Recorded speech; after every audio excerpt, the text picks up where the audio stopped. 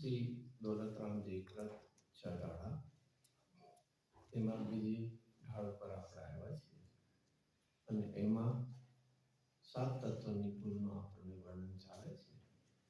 એમાં પહેલા જીવ તત્વની ભૂલ છે. ખરેખર આપણે બોલીએ છીએ શું? જીવ તત્વની ભૂલ. જીવ તત્વની ભૂલ હોય ને, છેલ્લે તો વળી શું બોલશો આપણે? મોક્ષ તત્વની ભૂલ. એટલે મોક્ષ તત્વમાં ભૂલ હોય ને, બોલીએ છીએ તેવું મોક્ષ તત્વની ભૂલ. સાચી શબ્દ એમાં શું છે? મોક્ષ તત્વ સંબંધી જીવે કરેલી ભૂલ. શોર્ટમાં આવી રીતે બોલીએ કે મોક્ષ તત્વમાં થોડી ભૂલ છે, પણ એ શબ્દોને આપણે શોર્ટ કરીને મોક્ષની ભૂલ કહીએ છીએ. મોક્ષ તત્વની અહીંયા અને ક્યારેક જીવ તત્વ સંબંધીની ભૂલ અને અજીવ તત્વ સંબંધીની ભૂલ, આમ બે કેવી લાગે? એક જેવું લાગે. તો ફરક છે કે એક જ છે? શું ફરક? જીવ તત્વ સંબંધી શું ભૂલ છે? અજીવ તત્વ સંબંધી શું ભૂલ છે? આમ તો બધું સરખું લાગે. આત્માને જળને બે એક માનવા, અજીવને એક માનવા, એવું છે. શું ફરક હશે? નહીં. બેમાં રિવર્સ કરવાનું. પોતે જીવ છે એને અજીવ તરીકે માનો. હું શરીર રૂપ થઈ ગયો, હું પૂતગલ રૂપ થઈ ગયો, બીજા મકાન રૂપ. એ કોણ આવ્યું? જીવ. જીવ રૂપે ન માનતા કેવા રૂપે માન્યું એને?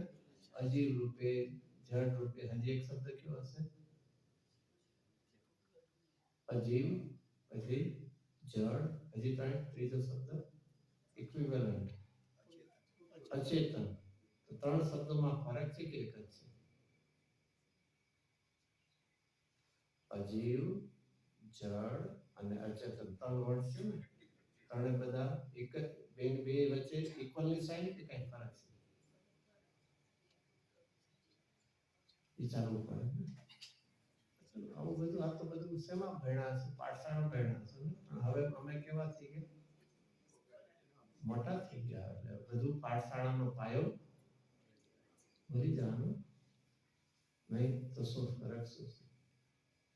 જો ત્રણેયમાં કાંઈ જ ફરક નથી. તો કેવી રીતે આ વપરાય છે?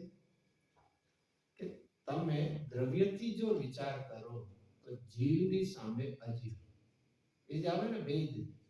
હવે એમાં જો જીવથી જુદા હોય તો જીવનો એક અસાધારણ ગુણ એનાથી પણ કેવો હોય? જુદો.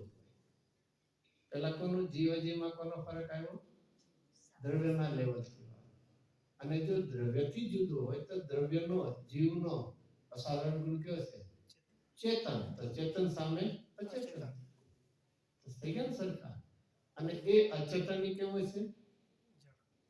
અચેતન કેવો છે? નાસ્તી અપેક્ષા, અસ્થિરૂપ જળ છે. આ રીતે ત્રણેય શબ્દો એક જ છે, પણ એક ભાવથી છે કે બે દ્રવ્યની ભિન્નતાથી વાત લીધી. અહીંયા કોની લીધી? ગુણથી વાત લીધી. પણ બધું આ બધું વિચારવું પડે થોડુંક એમાં. એટલે ચલો જે હોય. હવે અહીંયા ફરીથી આપણે શું લઈ? જીવને કેવા રૂપે માન્યું? અજીવ રૂપે. એ કોની ભૂલ કરી?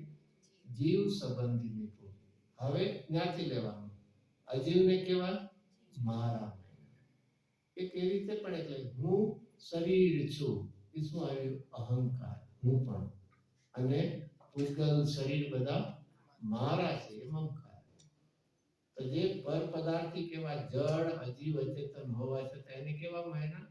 મારા. તો ઉલટાને એને ચેતન માની લીધા. એ કોની ભૂલ છે? અજીવ તત્વ સંબંધીની જીવે કરેલી એ ભૂલ છે.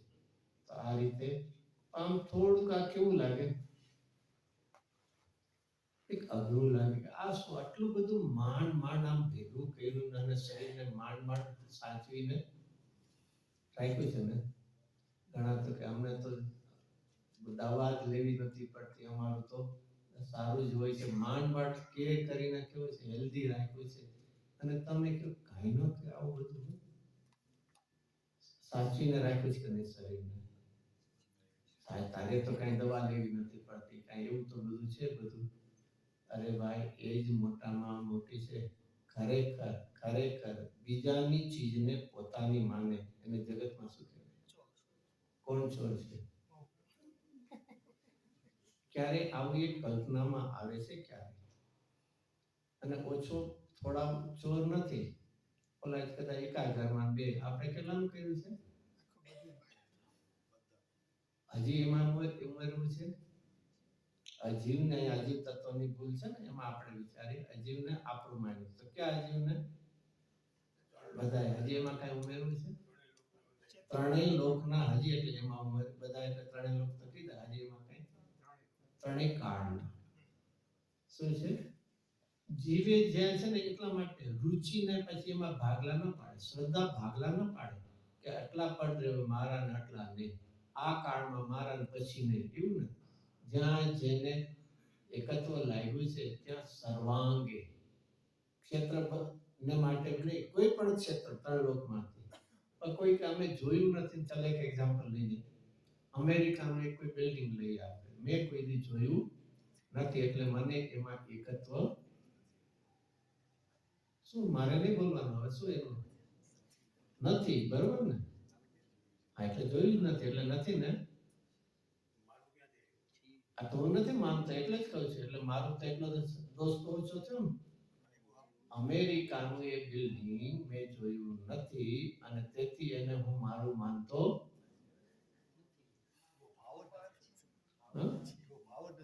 એટલે જોયું નથી એટલે હું ભાવે નથી આવતો, બરોબર. શું છે એને કરશું ને એવું તો સૌથી સારું. જો આ લોજિક એપ્લાય કરવું હોય ને, મેં જોયું નથી માટે મને એને એકત્વ નથી અથવા એ સંબંધીનો ભાવ નથી, વિકલ્પ નથી, એ જો ક્રાઇટેરિયા કે ને એ કરીએ તો શું છે? મોટા મોટો શું ફાયદો? શું ફાયદો? નહીં. આવા બધા આવું ચઢાણમાં આવા પ્રશ્નો તો ન હોય. અરે સૌથી સારામાં સારું હું એકંદરીમાં વયો જાય, મારે તો ઉલટાનું કાંઈ એકત્વ ન કહેવાય. જ્ઞાન તો કેટલું ઓછું થઈ ગયું તો કોઈનામાં એકત્વ નહીં રહે, ખાલી સ્પર્શન ને બધા. ફરીથી આમાં શું ફરક પડે છે? મેં જોયું નથી એ તારા ક્ષોભસમની અલ્પતા છે, એકત્વની અલ્પતા નથી. શેની છે? મેં જોયું નથી એ કોની અલ્પતા છે? ક્ષોભસમની અલ્પતા છે. એમાં વળી શ્રદ્ધાની ઓછપ ક્યાંથી કરી? એ વાત તો લીધી છે ને. હું બે લાડવા ખાઉં છું ડઝન્ટ મીન કે મને લાડવાનો વધારેમાં એકત્વ નથી. ખાવું જુદી વાત છે અને બીજો કયો શબ્દ ભાવવું. ભાવવું તો ખબર પડે કે નહીં રુચિના અર્થમાં. ભાવવા પણ કેટલામાં છે? કેટલામાં છે? ઘરમાં હોય એટલા લાડવામાં. કેટલામાં? ઘરમાં હોય એટલામાં. ઘરમાં નહીં દુનિયાભરમાં હોય. જીવે છે ને ક્યારે એટલા માટે તો સૌથી પહેલું પાયામાં કોની વાત છે? શ્રદ્ધાની વાત. આપણે શ્રદ્ધાને કોઈ વિચારતા જ નથી. મિથ્યા શ્રદ્ધા પણ કેવું દુઃખ આપે છે અને સમ્યક શ્રદ્ધા કેવા માર્ગે લઈ જાય છે. કારણ કે શ્રદ્ધા એ રીતે ભેદ પાડતી નથી કે આટલું મારું આટલું મારું નહીં. આખા જગતના આ એક આટલો પણ એક વિચાર કરીએ. શું વિચાર કરીએ? અજીવ તત્વ સંબંધી ભૂલ, એનો અર્થ શું કરશું આપણે? નહીં સમય સામે 38 ગાથા યાદ કરવી છે. શું એમાં શું? એક પરમાણુ માત્ર તારું નથી અને તે જગતમાં કોઈ પણ વિષયને છૂટ બાકી રાખ્યું નથી. મારાપણે માનવામાં એમાં એકત્વ, કર્તૃત્વ, સ્વામિત્વ, બધે કાંઈ શબ્દ વાપરો, એમાં એક પણ વિષય છોડ્યો નથી. અને રિયાલિટીમાં તારા કેટલા છે? એક સરસ ગાથામાં એમાં શબ્દ છે ને, હું એક શુદ્ધ શબ્દ એ તો દરેકને આવડે. છેલ્લો શબ્દ શું છે? પરમાણુ માત્ર નથી. પછી અરે અરે પછી શું છે? પછી શું છે? શેની સાયન્સ છે? એક્સપ્લેનેશન છે. આશ્ચર્યજનક છે કે ખેદજનક છે? અરે મારું એકીનું નીકળ્યું એમ ખેદ નથી લાગતું. શું છે? સમયસર વાંચ્યું છે ને, 38 ગાથા વાંચી છે ને, તેનો અર્થ શું કરશું? અરે એટલે ખેદ કરીને અરે મારું તો એકીનું નીકળ્યું, માનતો તો ઘણું કાંઈ ન નીકળ્યું, એવું છે? નહીં, એવું તો થાય નહીં. મેં તો માન્યું હતું કે આ બધું કરે પણ અરે કાંઈ નહોતું. નિરાશા થઈને ખેદ કરી એવું નહીં. તો ન્યા શેની વાત? આનંદ થયો ને કે આ બધા કરતું તો મારે પર નથી. અરે જ્ઞાની વિચાર કરે છે કે આ શું? મેં અજ્ઞાન ભાવે આખામાં મારું એકત્વ હતું અને ખરેખર અનુભૂતિ થતા મારું એક પણ નીકળ્યું નથી. એનો અર્થ કે આજથી હું એના સ્વામિત્વનો ત્યાગ કરું. જ્ઞાનીની ભૂમિકાની વાત. જે 38મી ગાથા છે એ કોનો વાત છે? જેને સમ્યક દર્શનના ચારિત્ર રૂપે પરમેલા આત્માનું કેવું સંચેતન છે એવો શબ્દ છે.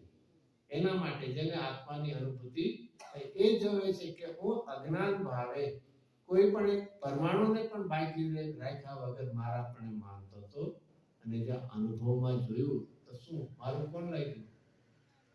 અરે એક પરમાણુ પણ નહીં. ખરેખર તો શ્રદ્ધા કે મારામાં ભેદભાવ પણ નથી. તો એ રીતે અહીંયા આપણને અજીવ આમ છે ને આપણે થોડું આમ ચઢાણ તો બહુ કેવું કહેવાય ને કેવું કહેવાય નહીં બહુ લો લેવલની હોય ને એમાં કાંઈ આપણને એમાંથી શીખવાનું આપણે તો બધા કેવા છે હાઈ લેવલમાં પહોંચી ગયા છે ને સમયસાર સુધી પહોંચી ગયા હાઈ લેવલ. અરે ભાઈ પાયાના શું રાખતો? પાયા ખોખલા નહીં રાખતો મકાન આખું પડી જશે. મૂળ સિદ્ધાંતની જો હજી દળતા નથી તો કાંઈ આગળ વધવાનું ભલે લાભ ન લાગે પણ એક આગળમાં સાગર ગુરુદેવજી જેમ કહેતા એવી રીતે એ અજીવ તત્વ બે રીતે હવે વિચારો. ક્યારે પણ પોતાને પર રૂપે ન માનવું અને પરને ક્યારેય પોતા રૂપે. અને આનું નામ શું કહેવાય છે? ભેદનાન. Vice versa. એમ નહીં ખાલી નહીં કે એમ નહીં વન વે નથી, બે રીતે હોવું. ભેદનાન એટલે શું? એક તો છે કે બેને જુદા કરવા છે. તો બેને જુદામાં શું છે? હું પર રૂપે નથી અને પર મારા રૂપે નથી. એ રીતે બે પ્રકારે આ વેદના માટેની આ વાત છે. એ અજીવ તત્વની એની જો એના શબ્દ આપણો હોય છે ને પેજ નંબર અહીંયા 36 છે ને પેજ નંબર 36 ની ઉપર લી અજીવ અને આશ્રવ તત્વનું વિપરીત શ્રદ્ધા. વિપરીત શ્રદ્ધા કરીએ છીએ અને એ તો આશ્ચર્ય જ હોવું જોઈએ. જો બે નામ છે, ક્યાં નામ છે? જીવ અને અજીવ. તેનો મીનિંગ શું થયો? જુદા હોવા જોઈએ ને. તો અજીવ શેના કીધા? આ મારું અને આ બીજાનું. એ શબ્દ શું દેખાય? તો જ બીજો શબ્દ આવશે. પર કહો, બીજું કહો, અન્ય કહો, જુદું કહો, એ કોને દેખાડે છે? એકત્વને કે ભિન્નતાને? અને એ જ આશ્ચર્ય છે.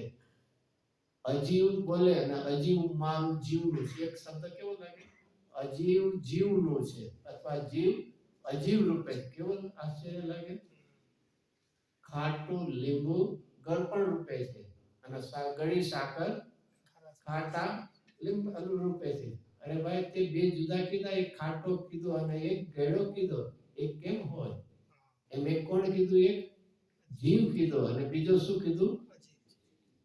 કંઈક વિચારીએ તો ખરા. કંઈક ખબર નહીં. આવું બધી આ તત્વની મજા છે. તત્વનું શું થવું જોઈએ અંદરમાં? શબ્દો ભલે સીધા લાગતા હોય પણ એની સાથે શું કરવી જોઈએ? આપણે વિચારણા કરવી જોઈએ કે જીવ શું છે, અજીવ. જો એ શબ્દો જ ઇટસેલ્ફ કોને દેખાડે છે? એકબીજાના શું દેખાય? ભિન્નતા. ચાલો એનાથી એક સરસ શબ્દ બીજો. જીવ અને અજીવ બે શબ્દો શું દેખાડે છે? ભિન્નતા દેખાડે. એકનો બીજામાં અભાવ. ત્યારે તો અજીવ કહો. એ રીતે અજીવ તત્વ. એનાથી આગળ આશ્રવ તત્વનું વિપરીત શ્રદ્ધા. એમાં પણ સરસ દોલતરામજી કહે છે આશ્રવ. આશ્રમમાં કોણ લેવું? આશ્રમમાં કોણ લેવું? રાગાદી ભાવ. એટલું જ. અહીંયા તો જો કે લખ્યું છે એટલે બરોબર છે. રાગાદી પણ હજી કાંઈ લેવું છે? શું છે? મિથ્યાત્વ. Very good. ખાલી મિથ્યાત્વ જ લેશું ને. ચારિત્ર અસ્થિરતાનો રાગ એ દુઃખદાયક નથી. ખાલી મિથ્યાત્વ તો ખાલી આવશે. પછી જ્ઞાનીનો જે છે એ કોને આશ્રમમાં આટલું બધું નહીં વિચારવું. અરે પાંચેય પ્રકારના લઈ લ્યો. બીજી રીતે લ્યો તો પુણ્ય અને પાપ પણ લઈ લ્યો. ચાલો હજી લઈ લેશું. હજી કાંઈ શું લેશું? હજી ભાવ આશ્રમને લેશો ને ભાવ આશ્રમ લેશો, દ્રવ્ય આશ્રમ, હા ભાવ આશ્રમ લેશો. દ્રવ્ય આશ્રમ નહીં, હવે આ લીધું થાય લઈ લે એવું નહીં લેતા. એ દ્રવ્ય આશ્રમ તો પૂતગલનો છે, કારમાળવાનો છે, એ કાંઈ તને દુઃખદાયક હા દુઃખના નિમિત્તો છે પણ સ્વયં દુઃખ નથી. શું છે આ થોડીક વ્યાખ્યા તો બોલતા હોય છે ને. ભાવ આશ્રમ સ્વયં દુઃખ રૂપ છે પણ દ્રવ્ય આશ્રમ શું છે દુઃખના આકુરતાના નિમિત્ત છે, સ્વયં કાંઈ દુઃખ રૂપ કે આકુરતા રૂપ. આવો દૃષ્ટાંત કેવી રીતે લઈ શકાય? કોઈનું દૃષ્ટાંત તો કોઈ વ્યાખ્યામાં લઈ જાઓ. જો ધર્માસ્તી કઈ શું વ્યાખ્યા લઈ છે? સ્વયં ગમન. હા એ વ્યાખ્યા તો છે જ. આની સાથે શું સરખામણી કરશો? હમણાં બોલ્યા સ્વયં ગમન કરે તો નિમિત્ત થાય. અરે સ્વયં ગતિ કરતું નથી ધર્માસ્તિકાય, પણ ગતિમાં નિમિત્ત છે. એમ દ્રવ્ય આશ્રય સ્વયં દુઃખમય આકુરતામય નથી, નિમિત્ત છે. એવી જ રીતે છે ને બધામાં એ કે આપણે ગતિમાં નિમિત્ત થતા પોતે ગતિ કરે. એક ગતિ તો કરે, આ ગતિમાં નિમિત્ત હોય પોતે ગતિ ના કરે એમ કઈ હોતું કેમ ન કરે? ધર્માસ્તિકાય એમાં ગતિ કેમ? તમારા બધા આવાજ આમ શું કહે રિજિડ તમારા સિદ્ધાંત કઈ હોવું કારણ તો હોવું જોઈએ. લખ્યું એટલે અમે બોલીએ, બીજું કઈ અમારે માથાકૂટ ન કરી. એક વિચારવા જેવું છે કે એક મારે કે ક્ષેત્રાંતર ગતિ કરીને યાર મોશન કે મોશન એક માંથી તો મારા માટે શું હોવું જોઈએ? એક જગ્યા ક્ષેત્ર તો જોયું કે નહીં? તો ધર્માસ્તિકાય તો આખા લોકમાં ફેલાય છે, એના માટે જગ્યા ક્યાં છે કે ગતિ કરે? શું છે? એવી રીતે ધર્માસ્તિકાય એ કેવું છે? આખા લોકમાં સર્વાંગ ક્યાંક જગ્યા હોય તો આપણે એમ કહીએ ને અહીંયા ઊભા રહેવાની પણ જગ્યા નથી. તો એવી રીતે આકાશ ગતિ કરે. અને એવો સરસ મજાનો આકાશ ગતિ ન કરે કેમ? અરે એ તો લોકાલોકમાં વ્યાપ્ત છે, એના માટે કોઈ એમ્પ્ટી સ્પેસ ક્યાં છે કે જેથી એને ગતિ કરી નહીં જાય? એમ બહારમાં કેમ પગ મૂકવા માટે જગ્યા તો જોઈએ કે નહીં? અને એ રીતે એ કોઈ દ્રવ્યો ગતિ કરતા અને એમાં ક્રિયાઓથી શક્તિ નથી પણ એક છે. પણ આ રીતે બીજી રીતે પણ એક લોજિકથી વિચારીએ તો આપણને શું થાય? એમાં એક દ્રઢતા ભાવ આવે. અહીંયા આપણને આશ્રવ તત્વની ફરીથી એની પણ એક વિપરીતતા શું સરસ આમાં દોલતરામજીએ તો લખ્યું છે કે આશ્રવ કેવા છે? રાગાદી પ્રગટીય દુઃખ એ કેવા છે? દુઃખદાયક. તેમાં આપણે ભાવ આશ્રય લેવું, દ્રવ્ય આશ્રય નહીં. પછી પુણ્ય પાપમાં શું લેશું? કયો લેશું આશ્રમ? બે નહીં. પુણ્ય આશ્રમમાં શું દુઃખ છે? ભલે તમે એને આશ્રવ કરો, પુણ્યમાં દુઃખ છે, પુણ્યમાં દુઃખ છે. ઢીલો અવાજ આવે એમાં કોન્ફિડન્સ થી યસ ઓર નો સીધું. એટલે માન્ય તો છે, ન માન્ય તો નથી. સૌથી સારું દહીં દૂધમાં પગ રાખો. પુણ્ય આશ્રમ પર ન બોલો. પુણ્ય એ દુઃખદાયક છે કે નથી? કોનું પુણ્ય? કોનું પુણ્ય? બહિરાત્માનું કે અંતરાત્મા? પ્રશ્ન તો બધા આવશે. કોનું પુણ્ય? અંતરાત્માનું કે બહિરાત્માનું? જ્ઞાની કે અજ્ઞાની? ગમે હોય ના, જ્ઞાની તો છૂટ હોવી જોઈએ. એ આશ્રમનું સ્વરૂપ જ એવું છે, દુઃખદાયક છે. હા, પછી સામે ગમે એટલે બધાયને છે. આ પછી એટલે જે છે એટલે બધાયને. અચ્છા, ફરીથી આશ્રમમાં ન જોડાય તો દુઃખદાયક નથી, જોડાય તો દુઃખ. Very good. કંઈક નવું સરસ શીખવાનું મળે. આશ્રમ ફરીથી આશ્રમ દુઃખદાયક છે. ક્યારે? કન્ડિશનલી કે એમાં જોડાય તો. બરોબર ને? એકલું ન જોડાય તો દુઃખદાયક ના, ઘટાડે નથી. સિમ્પલ આ તો ક્લેરિટી થાય આપણને. એમાં શું છે? જીવનમાં ફરીથી હમણાં કીધું જેનું જે સ્વરૂપ છે પછી એમાં બીજા જોડાવ કે હા, ફરક એટલો છે. દુઃખદાયક આશ્રમમાં જોડાશું તો અનંત આકુરતા થશે, અને જોડાય નહીં અને થશે તો અલ્પ દુઃખ તો થવાનું છે. જેનું જે સ્વરૂપ એ થવાનું છે, પણ શું છે? દુઃખદાયક હોવા છતાં પણ એમાં જોડાઈએ છે. સુખદાયક માં ને જોડાવ ત્યારે જ તો એ કેવું થશે? એને અનંત દુઃખનું કારણ થશે. તો ફરીથી આશ્રવ જે એમાં પછી વિચાર ન કરવો કે કયો એવો પ્રશ્ન ન કરવો. સાકર ગળી છે, પછી પૂછે ને કઈ સાકર, ડબ્બામાં રાખેલી કે બહાર રાખેલી, કઈ સાકર લેવી, કેવી લેવી? ગાંડા વેળા જ કર્યા છે, ન કરીએ એવું નથી, એવું જ કરીએ છે. અને એટલા માટે બહુ જ જરૂરી છે કોઈ પણ પદાર્થને, કોઈ પણ ભાવને એના સ્વરૂપ સુધી પહોંચે તને યથાર્થ જ્ઞાન થશે. તો એ સ્વરૂપ સુધી તો અને એટલા જે સ્વરૂપ સમજે. અપૂર્વસરમાં પણ એવી એક સરસ કડી આવે છે. ક્યાં આવે છે? એની પાછળમાં જે આહારની જે આવે છે ને, ઘોર તપશ્ચર્યામાં પણ મનને તાપ નહીં, સરસ અન્ને નહીં. વૈમાં રજકણ કે રીતિ વૈમાનિક દેવની સર્વે માયના પૂતગલ વિવિધ સ્વભાવ. એમાં આવે છે રજકણ કે રીતિ વૈમાનિક દેવની સર્વે માયના એક છે કે વિવિધ છે? ના કદાચ યાદ કરીએ. એક વિચાર કરવા જે સ્વરૂપ તું જોજે, કોઈના પ્રત્યે તને રાગ દ્વેષ નહીં. સર્વે માયના પૂતગલ એક છે. અને એ જ મોટામાં મોટી ભૂલ કરી છે. વર્તમાન દશા જોઈને ઇષ્ટ અનિષ્ટની કલ્પના કરી બેઠા. એના મૂળ સ્વરૂપ સુધી આપણે પહોંચતા નથી. તો આશ્રમનું સ્વરૂપ જ છે, દુઃખદાયક જ છે. પછી તમે એને પુણ્યનો કહો કે પાપનો કહો, ઓલું તો નિમિત્ત રૂપ છે. એટલા માટે હવે આપણે લઈએ, ચલો એ ભાવ આશ્રમના પણ કેટલા પ્રકાર છે? 5. પુણ્ય પાપ પણ છે, મિથ્યાત્વ, અવિરતિ, પ્રમાદ, કસાય અને યોગ. હવે પાંચેય કેવા છે? પાંચેય કેવા છે? પાંચેય દુઃખદાયક છે. પાંચેય દુઃખદાયક છે, બરોબર ને? અરે ભાઈ, કસાયની મુખ્યતા તે કીધું છે, બાકી તો યોગ હોવા છતાં અરિયમ દશામાં દુઃખ નથી. શું છે? છે તેરમે ગુણસ્થાને છે કે નહીં? કેવા એને કહેવાય છે? તેરમું ગુણસ્થાન સહયોગી અને છતાં આનંદ સુખ. આ બધી અપેક્ષાઓ સમજી લેવી. એક સામાન્ય એ બધું કહેવાય.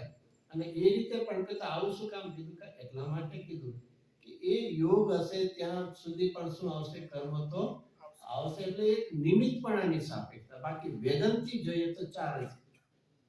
મિથ્યાત્વ, અવરત, પ્રમાદ અને એ ચાલે છે. વેદન અપેક્ષા. ઓલા જે યોગ છે, 3 પ્રકારના મન, તેનાથી નવા કર્મો આવે છે. એ અપેક્ષા લીધી. એટલે માટે જ્યાં જે પ્રકારનો અર્થ એ પ્રકાર જેમાં આવ્યું હતું વિશુદ્ધિ શબ્દ કેટલી રીતે વપરાય?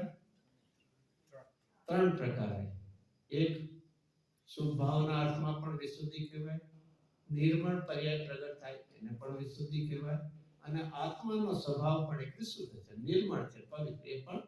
અને એટલા માટે જ્યાં જ્યાં જે યોગી છે ત્યાં સમજવું. તો એ રીતે આ રીતે હા તારતમ્યતા અલગ અલગ હોય પણ આશ્રવ એ રીતે કેવા છે? દુઃખદાયક. અને ત્યાં મુખ્યતા કોને લઈને? કસાય રૂપના. અને સાથે યોગ લહો તો એ યોગથી નવા કર્મ. અને એટલા માટે છે ને ફરક શું પડે છે? આશ્રવ ફરીથી એક વ્યાખ્યા લઈ. આશ્રવ કોને કહેવાય? આશ્રવ કોને કહેવાય? કોને કહેવી તો તમે એના ડિવિઝન આપો, પણ એ વ્યાખ્યા રૂપે કોને કહેવાય? બંધના કારણ તેનું નામ આશ્રવ.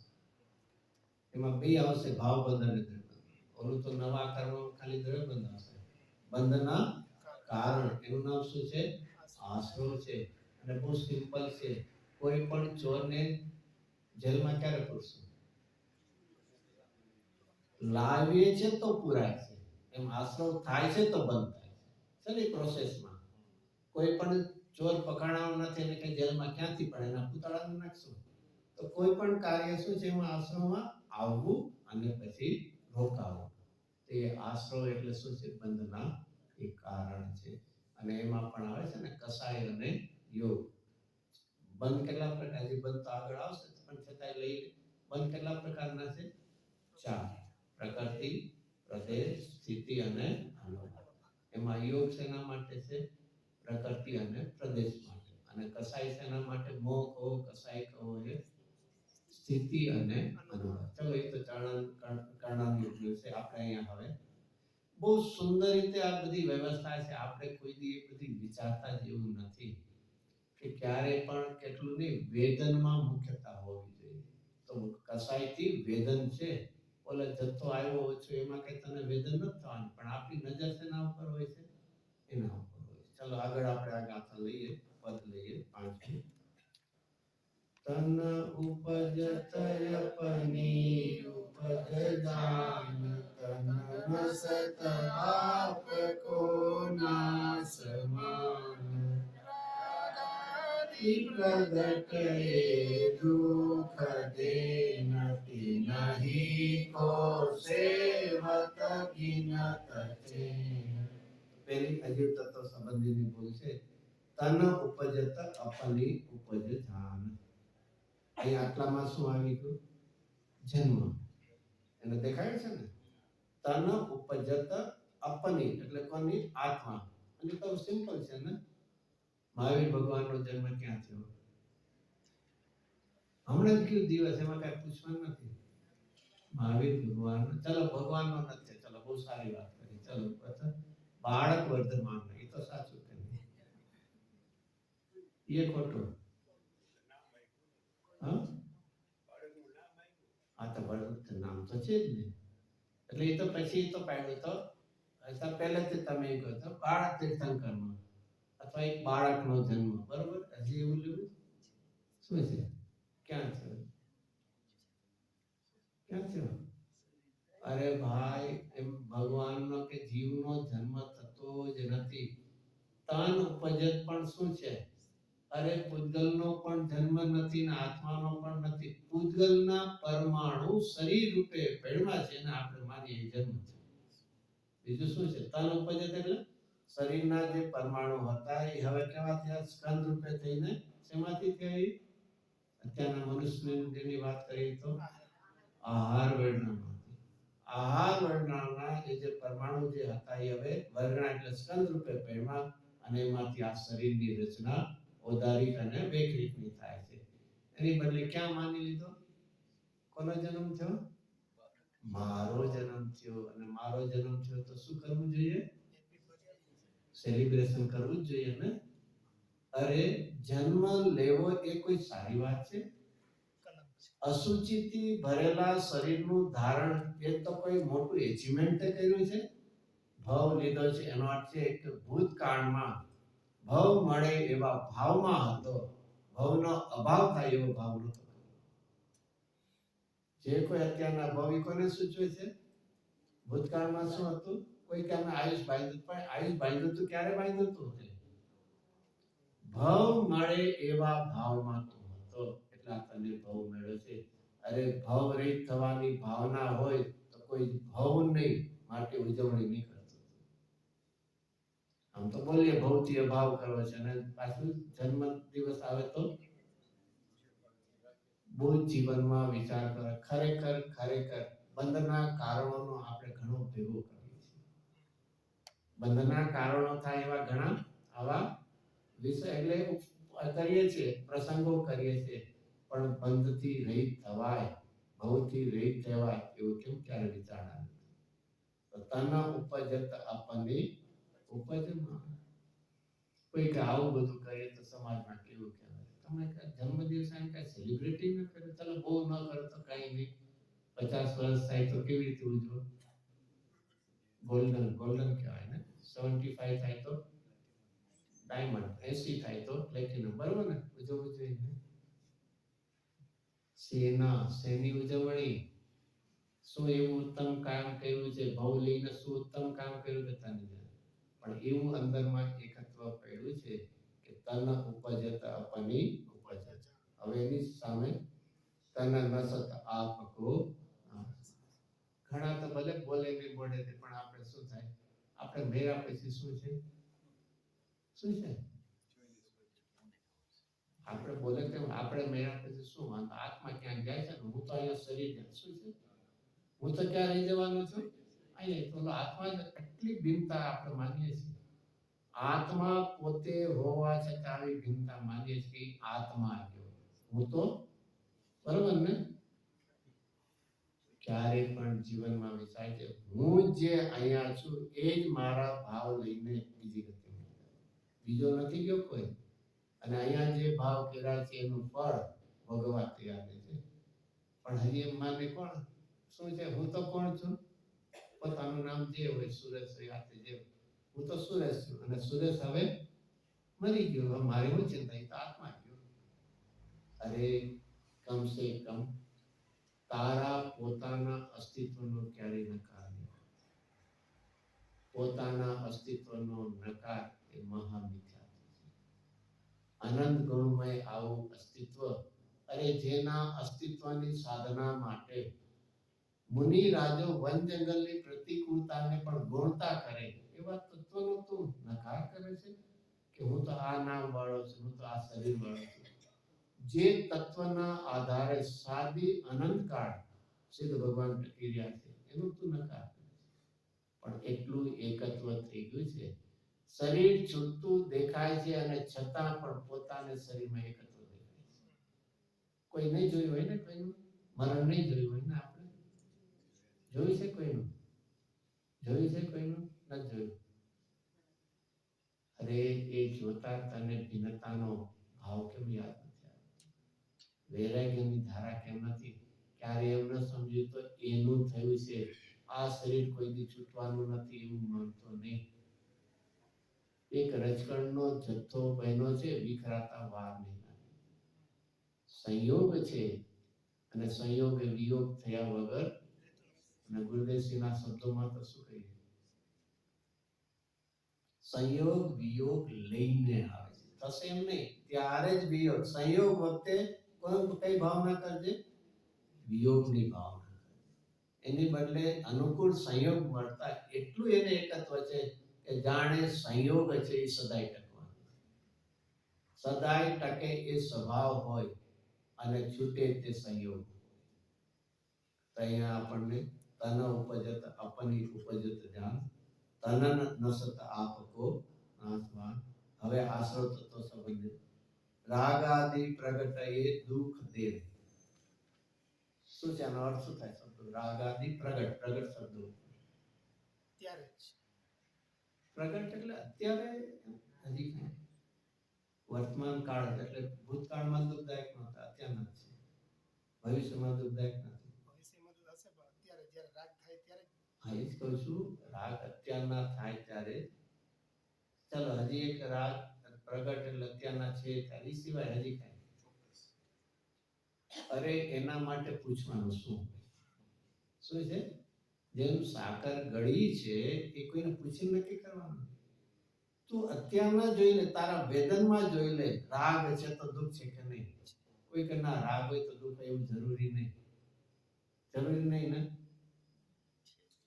ફરીથી તો અહીંયા શાસ્ત્ર છે એટલે બોલી લઈએ એમ નહીં. રાગ હોય તો દુઃખ તને કે ઇનવે શું કહે ને ઇનબિલ્ટ છે એ છે જ. તો એના માટે ક્વેશ્ચન પૂછવાનું કેમ એવું કેમ હશે?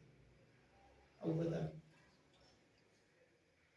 રાગ થાય ને તો તરત જ શું થશે? વિષય ગોતવાની આકૃતિ. જ્યારે પણ રાગ છે ત્યારે તો નિશ્ચિત હોય છે કે નહીં રાગ ખાલી કરી લઈએ છે કે ના વિષયને ગોતવા જઈએ છે. તો વિષયને ગોતવાની શું છે? આકૃતા છે. મળે કે ન મળે તો ઉદયાધીન છે. પછી પણ રાગ થયો એ જ સમયે, બીજા સમયે નહીં પણ એ જ સમયે શું છે? અને ખરેખર રાગ થયો ત્યાં જ એમ થયું કે એ પેલા વિષય નહોતો એટલે તો પછી થયો. એના અભાવમાં છે ને મારે આ કાંઈ જોવે છે એનો શું થયો? એ વિષય વગર મને દુઃખ છે માટે જોવે છે. તો રાગ જ પોતે શું છે? પ્રગટ છે. એમાં જેમ કે ને ડે બ્રોટ લાઈટ એવું કેમ તમે એને પૂછવું પડે ને એકદમ સન હોય કોઈ પૂછવું પડે મોર્નિંગ થઈ કે નહીં પૂછવું પડે ને કેમ નહીં? આ એનું નામ પ્રગટ. આ એનું નામ પ્રગટ. જેનો ડાઉટ ન હોય, જેને પૂછવા પડવું નહીં.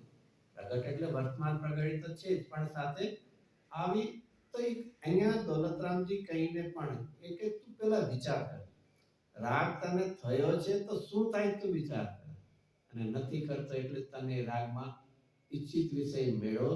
અરે પુણ્યના ઉદયમાં તું સુખ માનીને બેઠો છે, પણ મેળવવાની રાગની આકુરતા છે એને જોતા નથી. તે રાગ આદિ, અને આ રાગ આદિમાં પછી શું લઈ લેવા, જે પાંચે પ્રકાર છે એ બતાવી દે, અથવા રાગમાં શુભ અને અશુભ બે લઈ લેવા. રાગ આદિ કીધા ને એમાં પાંચે પ્રકાર લઈ લેવા, અથવા શુભ અને અશુભ. તો રાગ આદિ પ્રગટયે દુઃખ દેન. કોઈને પૂછવા જવું પડે ને, કારેલા કડવા હોય કે નહીં, અથવા બીજી રીતે પ્રશ્ન પૂછે, કડવા કારેલા કેવા હોય, કડવા લાગે કે ન લાગે? લાગે કે ના? નામમાં જ આવી ગયું. બરાબર, તમે તો બોલો છો એમ. એટલે તે એક અને એમાંથી પરિચિત છે, એમાં પૂછવાનું શું હોય? એમ તને રાગ થાય એનો પરિચય દુઃખ દેન, અને છતાં આવું હોવા છતાં તીન હી કો સેવત, છતાં એને હું કરે રાખું છું.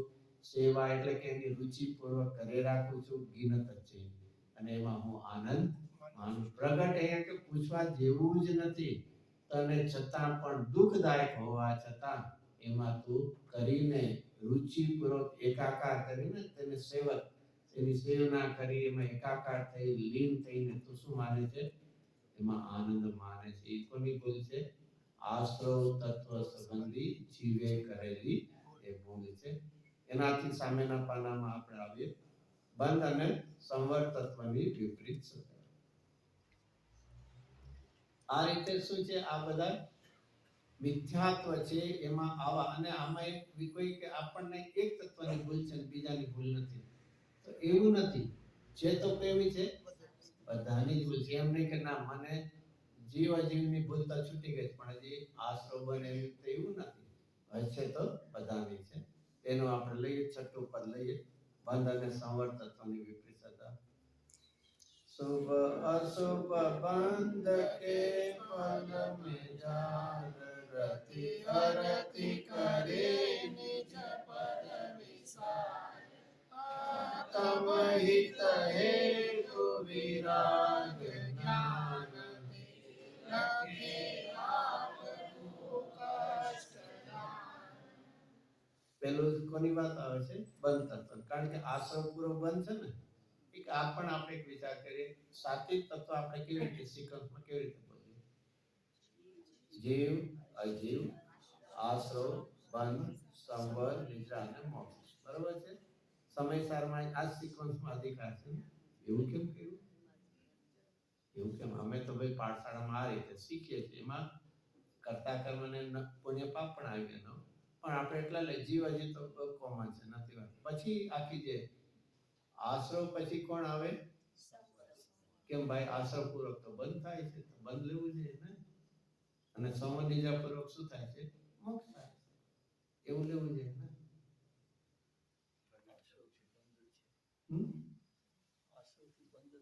હા, તો એટલે એ સાથે લેવા જોઈએ ને સમયસારના અધિકારમાં. તો આશ્રવ પછી તો સંવત લીધું, તો કઈ હશે ને. માથાકૂટ નહીં કરવાની, જે લખ્યું વાંચી લેજો, આગળ વધો. પછી મને આવું બધું છે. જો આખી એક સમયસારની એક શૈલી જો આશ્રવ પૂર્વક બંધ તો કરી રહ્યા છે, એ હવે શું શીખડાવવાનું હોય? ઉલટાનો આશ્રવને અટકાવનાર સંવર કોણ છે એ બતાવવાનું. પ્રતિક્રમણ બોલીએ છે ને, શુભાશુભ આશ્રવને કેમ અટકાવવા તે બતાવનારું સંવર. સંવર્તન વાંચે છે કે નહીં પ્રતિક્રમણમાં? આ પછી તો 10 દિવસ જ હોય ને, વધારે તો ન હોય ને.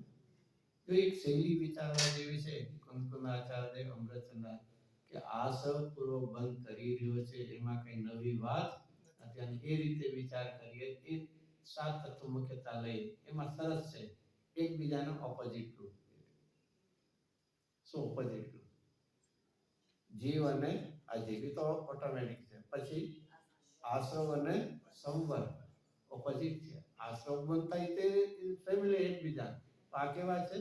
આશ્રવ અને એનો વિરોધી સંવર, અને બંધનો કોણ છે? બંધ એનો મોક્ષ. અને અહીંયા જે નિદ્રા છે એ સંવર પૂર્વક નિદ્રા એટલે સાથે. પણ ઓપોઝિટ જો આપણે લઈએ તો એ જીવ અને અજીવ, આશ્રવ અને સંવર, અને એની સામે બંધ સામે મુક્ત આ રીતે આચાર્ય કે તને બંધનનો અભાવથી મોક્ષ કેમ થાય? ઓલામાં સંવતપૂર્વક નહીં જાય. અધરવાઇઝ હજી જો લેવું હોય તો બંધનનો વિરોધી કોણ? બંધનનો વિરોધી તત્વ કોણ? જીવનો અજીવ છે, આશ્રમનો સંવર છે, તો બંધનનો વિરોધી કોણ? એક દેશ બંધન નિદ્રા. એક દેશ બંધનનો અભાવ કરે એનું નામ શું છે? નિદ્રા. અને સર્વદેશ બંધનનો અભાવ કરે તેનું નામ મોક્ષ. આ રીતે આચાર્ય શૈલી કરી તો આપણે પણ અહીંયા હવે બંધ તત્વ ફરીથી 148 આઠ કર્મ છે ને, ઘાતી અઘાતી આઠ, એની પ્રકૃતિ કેટલી? 148. એમાં સારી કેટલી ને ખરાબ કેટલી? માં પાડતા પેલા જવાબ દેવો પડશે. તીર્થંકર પ્રકૃતિ ખરાબ છે. તીર્થંકર પ્રકૃતિ ખરાબ છે. અરે પણ તીર્થંકર પ્રકૃતિ બંધનું કારણ નથી, એ તો બંધ થયેલી છે. તીર્થંકર પ્રકૃતિ પોતે બાંધે, અહીંયા તો બંધાય છે, સારી છે કે નહીં? તીર્થંકર પ્રકૃતિ બંધાય તો એના પંચકલાણ ઉદ્દેવા કોણ આવે? તો તેમાં ખરાબ શું છે? તીર્થંકર છે, ઉપદેશ આપે, કેટલા જીવોનું કલ્યાણ થાય છે. કમસે કમ ચલો બીજી તમે કે એનું ના નથી પાડતું, નરકમાં આયુષ બંધાય ને તીરેનું એ બધું ખરાબ છે, અસાધુ, પણ તીર્થંકર પ્રકૃતિ કઈ ખરાબ થોડી કહેવાય. એ તો ઠીક, આનંદમાં કરે એક કેળવમાં હું ફરક પડે. એક તો નહીં, બે બહુ થઈ જાય. અહીંયા મનુષ્યમાંથી પછી દેવત્વ નાખે પછી થાય. ચલો કઈ એની વાંધો નહીં, ચલો. તીર્થંકર હું તો એટલે બીજી તો નથી લેતી. બીજી જે છે એની કરતા એકને તો એક્સેપ્શનલ રાખો, ચાલો એક્સેપ્શનલ રાખો. ઉલટાનું નિશ્ચિત થઈ ગયું. અને એમને બધા આમ સારું ઓળખતા હોય, બધા આમ ઉત્સાહ, આમાં મૂંગા આપણે વયા કોઈ ઓળખે નહીં, શું ફરક પડે? ઘણો ફરક પડે. મહાવીર ભગવાન 2500 વર્ષ પહેલા 2550 તો આપણે હજી યાદ કરીએ છીએ. આમ ઓળખે તો ખબર પડે ને. એમને બધું કરીને વયા ગયા. કોઈ ગુજરાતનું શું કે ભાવે નું પૂછ્યું, બહુ જ ગંભીરતાથી આપણને બહુ ઈઝી લાગે. એક બહુ જ સિમ્પલ સાધનાનો માર્ગ અંતર્મુખીનો છે. બહિર્મુખીનો જો અભિપ્રાય રહ્યો તો સમજવું શું છે? બહિર્મુક્તામાં અનંત પરિભ્રમણ છે અને અંતર્મુક્તામાં અનંત ભવનોનો નાશ. સાધના અંતર્મુખી હોય, બહિર્મુખી તો વિભાવ હોય. પણ જીવને ક્યાં એવી ના આવો ઉત્સવ ઉજવે તો આમ બધું કેવું લાગે? અરે ભાઈ એવું નથી. અને એક શબ્દ બંધ શબ્દ છે ને, બંધ, એનો ભાવ ભાષા નથી. અરે આપણને કદાચ કોઈ હોય ઘરમાં અને કદાચ કોઈ ભૂલથી ઘરના બહારથી બંધ કરીને વયા ગયા હોય, 2-4 કલાક આવતા કોઈ તો એટલા કલાકમાં જ આપણને ગમતું હોય છે. કદાચ એવું ધર્મશાળામાં આપણે જાત્રાએ ગયા હોય, ધર્મશાળામાં કોઈ લાગે અંદર નથી, કોઈ બહારથી બંધ કરીને, અને આપણે જાગી ગયા કંઈક અથવા કામ, શું 2 કલાક કદાચ પુરાવું પડે તો શું લાગે? જો 2 કલાકમાં જો ગમતું નથી બંધન, તો આ ભવોનું બંધન તમને ગમે છે? પણ શું થાય? બંધનના ભાવ જ્યાં સુધી એક આ તત્વનો છે ને, એનો જો ભાવ ખ્યાલમાં નથી આવતો એટલે આપણે વિપરીતતા. તો જીવનમાં અહીંયા એ બંધનો અને એની પછી જે મોક્ષ માર્ગનો છે એ સંવર ફરી તો ઓલાનું જેમ જ છે. રાગાદી જે પ્રગટ દુઃખ છે ને, એનો ટોટલી ઓપોઝિટ છે. કારણ કે આશ્રવ અને સંવર તો ઓપોઝિટ છે ને, બેમાં શું ઓપોઝિટ શું છે? હતા દુઃખદાયક અને માયના સુખદાયક. અહીંયા શું છે ઓપોઝિટ? છે સુખદાયક અને માને છે દુઃખદાયક. છે ને એમાં પણ છે ને આત્મ હિત હેતુ વિરાટ છે, પોતે કેવું છે? સુખદાયક, અને માયના શું છે? દુઃખદાયક. એ કોની છે? સંવર તત્વ સંબંધીની ભૂલ છે. તો અહીંયા ફરીથી લઈએ. બંધના 2 પ્રકાર લીધા, શુભ અશુભ બંધ ફલ મંજાર. એના માટે ખાસ તો પુણ્ય પાપ અધિકારમાં પુણ્ય પાપ 2 બંધના કારણ છે. અને એમાં તો સરસ શબ્દ ટીકામાં પણ અવિશેષપણે બાંધે છે એવો શબ્દ છે. અને એના માટે દ્રષ્ટાંત કુંકુનાચાર્ય સ્વયં કયો આપ્યો છે? લોઢાની બેડી અને સોનાની. બહુ જગત પ્રસિદ્ધ છે. અમૃતચંદ્રાચાર્ય દેવી એક સમાન છે એના માટે કયું દ્રષ્ટાંત આપ્યું છે? એ જ પુનિપાપ અધિકારમાં કળશની અંદર શરૂઆતમાં બીજો જ કળશ, એમાં અમૃતચંદ્રાચાર્ય પુણ્ય અને પાપ બે સમાન છે એના માટે કયું દ્રષ્ટાંત? ખબર છે બધાના? શુદ્રાણીના બે દીકરા. ફરક શું પડે છે એમાં? ઓલા દ્રષ્ટાંતને લોઢાની ને સોનાની પેઢી એમાંથી આ એક સરસ રીતે બે ક્યાં મોટા થાય છે? એક જ શુદ્રાણીના દીકરો છે, બે ક્યાં એક ક્યાં થાય? બ્રાહ્મણ, અને બીજો ક્યાં થાય છે? ત્યાં ને ત્યાં. એનો અર્થ શું છે? ક્ષેત્ર ભલે ભિન્ન રહ્યા, જાતિ એક છે. ક્ષેત્ર તો જુદા છે કારણ કે બ્રાહ્મણ ને કહે છે અને જ્ઞાન ને ત્યાં, તો ક્ષેત્ર તો જુદા છે કે નહીં? અને છતાં બેની જાતિ શું છે? અને એ રીતે ક્ષેત્ર જુદું રાખજે, પુણ્ય કર કે પાપ. મંદિરમાં આવીને પુણ્ય કર, દુકાનમાં બેસીને પાપ કર, પણ બેની જાતિ એક છે. ક્ષેત્ર જુદા છે છતાં બેની જાતિ. ઓલામાં શું લેવું છે? અરે બે જુદા દેખાય પણ બેનું કામ એક છે. લોઢાની બેડી હોય તેનું કામ શું છે? બાંધવાનું છે. સોનાની બેડી હોય તો પણ શું છે? આ રીતે કેટલી રીતે આચાર્ય દેવે આપણને પ્રૂવ કર્યું, અને છતાં આપણે શું કરીએ છીએ? શુભ અશુભ બંધની અંદર આપણે શું કરીએ છીએ? રતિ અરતિ કરીએ. રતિ એટલે સારું, ગમવા પડવું. એમાં પણ અશુભનો બંધ થયો, શુભનો બંધ થયો તો આપણે શું માનીએ? સારું. અને અશુભનો બંધ થાય તો શું માનીએ છીએ? અને ઘણા તો કે ભાઈ અમે પૂર્વે એવા ફૂલ બાંધ્યા હતા, એનો શું છે? એને આનંદ, હોશ આવે. અરે બંધનનો તને હોશ થાય છે, તે બાંધ્યા તે જ કોઈ સારું કામ છે? છૂટવાના સ્વભાવ વાળો આત્મા બંધમાં સારું માને, એના જેવું વિચિત્ર શું હોય? મુક્ત સ્વરૂપ આત્મા શેમાં સારાપણું માને? બંધનમાં. તે અહીંયા શુભ અને અશુભ કોઈ પણ, અને આવું કોઈને એમ થાય આવું કેમ આટલું તમે જોર આપો છો? શુભ અને અશુભ બંધમાં એક સારું ને એમ થોડું ઘણું તો છૂટ આપો. છૂટને ગણે રખડે. જો બેમાં ભેદ પાડ્યો તો એકને તો ઉપાધિ માનીશ, નહીં તો ભેદ શેના પાડે? જો બે સરખા હોત માનતો હતો તો બેનો ત્યાગ કર્યો હોત, પણ બેમાં શું કરીએ છીએ? ડિફરન્શિએટ કરીએ છીએ. એનો શું થયો? એકમાં તને કઈ આમ થોડુંક ઇંગ્લિશમાં કહીએ સોફ્ટ કોર્નર છે, તને કંઈક સારાપણું લાગ્યું અને એનો છે તું બંધ રીત ક્યારે થાય? તો જીવનમાં આ પહેલું શ્રદ્ધાની આવી દ્રઢતા.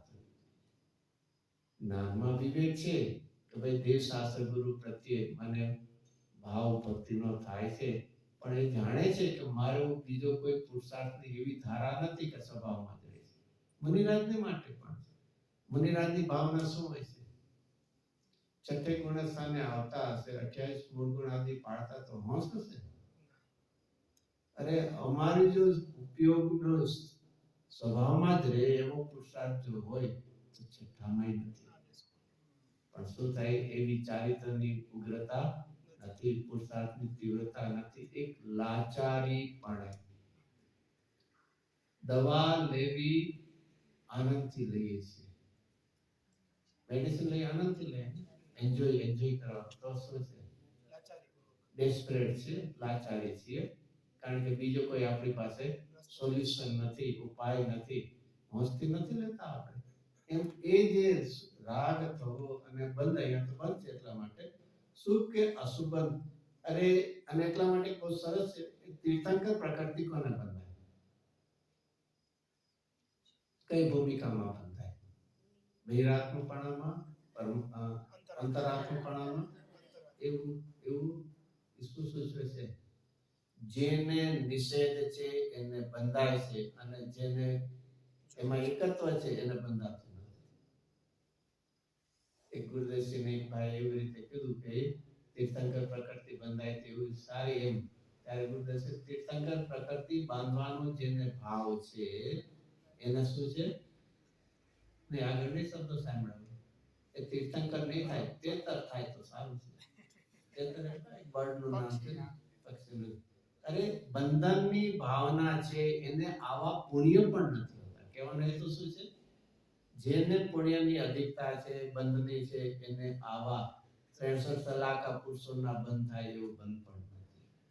તો જીવનમાં કરજે, બંધથી રહિત થવાની ભાવના કરજે કે હજી અસ્થિરતાનો રાગ હશે તેવા પૂર્ણ બંધાઈને આવા સેજે પદ મેળા વગર એને પણ એને માગવાથી કઈ કામ થવાનું ત્યાં શુભ અશુભ બંધના બંધ કે ફલ મંજાર બંધ બાંધો અને પછી એનું શું મળ્યું 12માં સંયોગ થયો. પેલા પૂર્વે શું કર્યું હતું? બંધ કર્યો હતો અને વર્તમાનમાં એનું શું મળે છે? અગાથી લઈએ ખાસ થયેલો શું મળે છે? નો કર્મનો સંયોગ. અને એમાં હવે શું કરીએ છે? રતિ. રતિ એટલે ગંવાપણું, એનું સારાપણું, ઉપાધિપણું અને રતિ કરે. કોણ કરે છે આવો? જીવની જે પદવી છે પોતાના આત્માનું અબંધ સ્વરૂપ ભૂલીને. અહીંયા સગવડ આવ્યા બંધ. પોતાના આત્માનું પદ કેવું છે? અબંધ. અબંધ એટલે મુક્ત સ્વરૂપ. જે 14 ને 15 ગાથામાં ગુરુદાસ આવે છે ને, પેલા શબ્દ ક્યાં આવે છે? અબદ્ધ સ્પર્શ આવે છે. તો હું કેવું છે? અબદ્ધ એટલે કેવું છે? મુક્ત સ્વરૂપ. તે એવા પોતાના પદને ભૂલીને એમાં કરીએ છીએ. હવે એનાથી આગળ સમર્થની વિપરીત શ્રદ્ધામાં આત્મહિત હેતુ વિરાગના શબ્દ શું છે? આત્માના હિતનું કારણ ખાલી જ્ઞાન નથી લીધું. શું લખ્યું છે? વિરાગ. વિરાગ એટલે કે વૈરાગ્ય અને બીજાથી ભિન્નતાનો પણ ભાવ એનાથી રાગ રહિત વિતરાગતા સાથે. અને એટલા માટે પહેલી જે આપણને આવ્યું હતું દોલતરામજી પહેલી કડીમાં શું શબ્દ આપ્યો? તીન ભુવન મેં સાત વિતરાગ વિજ્ઞાન. અહીંયા આવ્યું છે વિરાગના આવ્યું પેલા છે ને મંગલાચરણમાં વિતરાગ વિજ્ઞાન. આમ કહીને એવું છે તારી પાસે જ્ઞાન તો છે, સક્ષમ છે, પણ એના ફળમાં શું થાય છે? સાથે કોણ છે? રાગ ઉત્પન્ન કરે છે. જ્ઞાન કરીને રાગના અભાવ તરફનો પુરુષાર્થ થવો છે. અને એની બદલે સક્ષમનો પ્રયોગ શેમાં કરીએ છીએ? રાગની વૃદ્ધિમાં કરીએ, દ્વેષની વૃદ્ધિમાં કરીએ. તો કેવું જ્ઞાન જોઈએ છે? વિતરાગ વિજ્ઞાન. વિરાગ જ્ઞાન એ આત્માના હિતનું હેતુ. હેતુ એટલે કારણ. વિરાગ જ્ઞાન અને છતાં તેને લખે એટલે ફરીથી તેને માને, તેને જાણે માને. જ્ઞાનમાં હોય તો જાણે, શ્રદ્ધામાં હોય તો માને. કેવું છે? તે લખે આપકો કષ્ટ. આ ભાઈ આટલું બધું સમજવું ના માંડ હજી તમે બહુ કહેતા હતા એટલે ક્યાં સુધી પહોંચાતા આપણે? ક્યાં સુધી પહોંચાતા?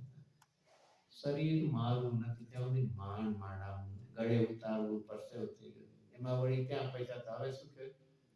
રાગથી પડતું. અરે માંડ આટલું કે રાગથી પુણ્ય પાપથી ધૂંચો એ દુઃખદાય માંડ ત્યાં સુધી પહોંચાતા. હવે શું આગળ? નહીં આગળ આ સક્ષમ ધારણા જ્ઞાન ભય લક્ષી પણ આત્માનું હિતકારક આ સુધી માંડ નથી. પહેલું પગથિયું તમે ક્યાં લઈ જવા? ત્યાં સુધી પહોંચ્યા. અરે ત્યાં સુધી શું પહોંચ્યો તું? પર્યાય ભેદ ને ગુણ ભેદમાં તમારે હું ક્યાં? માંડ એકવાર પહોંચે ત્યાં શું કરો છો? નહીં એને ગુજરાતીમાં નથી વાત કરી, ખો આપો છો. ખો માંડ અહીંયા સેટલ ન થયા ત્યાં શું આપો છો તમે? ક્યાં પહોંચ્યું છે? ક્યારેક વિચાર આવે છે સમય સારમાં પણ પ્રમુખનો નિષેધ કરીને 7મી ગાથામાં ગુણ ભેદ. અરે આચાર્ય દેવ તને નિર્વિકલ્પ અનુભવ સુધી પહોંચાડે. એને એમ થાય છે કે અમે આત્માની અનુભૂતિમાં પહોંચી ગયા, તમારો શિષ્ય કેમ આમાં પડ્યો હોય? અરે એમની એક કરુણાનો વિચાર કરજે, તને આગળ લઈ જાય છે તારાથી કઈ સરસ ગુરુદેવજી પણ એક તને એમ થતું આ મારું બધું તો લૂંટી નાખે. માંડ શરીર પૈસા મારા થાય લઈ લીધા.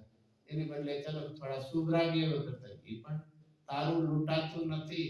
તારું નથી એને તું માનતો તો એ છોડાવે છે અને તારું છે સ્વરૂપ એને તને બતાવે. તારું કઈ લઈ જતા નથી. તારું નહોતું એને તું શું માનતો તો? મારું માનતો તો એ છોડાવે છે. તારું સાચું સ્વરૂપ છે ત્યાં તને લઈ જતા. આ તમે હેતુ વિરાગના તે લખે આપ કદું કષ્ટ. આ રીતે હજી બધી નિજરા અને મોક્ષ તત્વની વાત આવશે. પણ દોલતરામજીએ પણ આવી એક સરળ ભાષામાં પણ સુંદર રીતે આપણને શું છે તત્વની વાત આવે છે. ગુરુદેવસિંહના પ્રવચનો પણ આના ઉપર થયા છે. વર્ડ ટુ વર્ડ પણ આપણી પાસે છે.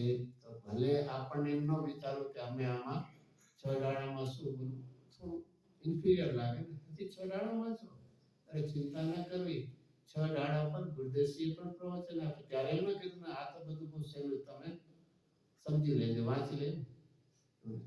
જીનવાણીનો કોઈ પણ એક શબ્દ આત્માના હિતમાં આચાર્યો મુનિવરીની બોધ કરતા છે પણ એનો અર્થ એવો નથી કે જ્ઞાની ધર્માત્માની વાણીમાં પણ કોઈ ઓછપ છે એવું ન છે.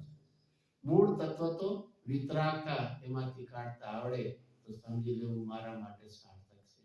એ ચાહે સો પૂજ્ય બેનસિંહના વચનામૃતો પૂજ્ય ગુરુદેવસિંહના વચનામૃત કે છડાળા જેવા હો એમનો વિચારો આત્માનું હિત એ આપણું પ્રયોજન રાખીને આ બધાનો અભ્યાસ